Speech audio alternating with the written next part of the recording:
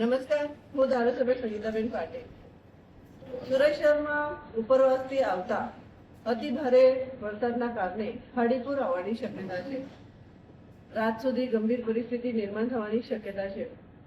ખાડી નજીકના જેટલા બી સોસાયટીઓ છે, રહેવાસીઓ છે, એમને હું અપીલ કરું છું કે આપણે સુરક્ષિત સ્થળ પર જે સુરત મહાનગરપાલિકાએ રિલીફ સેન્ટર બનાવ્યા છે એ રિલીફ સેન્ટરમાં આપણે સ્થળાંતર થવું જોઈએ, જેથી કરીને આપણા જાનમાલને નુકસાન નહીં થાય.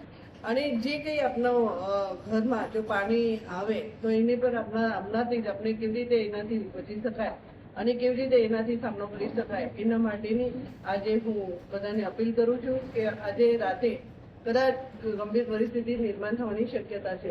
આપ સૌને હું વિનંતી કરું છું કે આપ આપના સામાનને પર બીજા માળે યા સુરક્ષિત સ્થળે ખસેડી દો અને આપણા પોતાને પણ રિલીફ સેન્ટરમાં સ્થળાંતર કરવી લેવું જોઈએ, જેથી કરીને આપણા જાનમાલને નુકસાન નહીં થાય.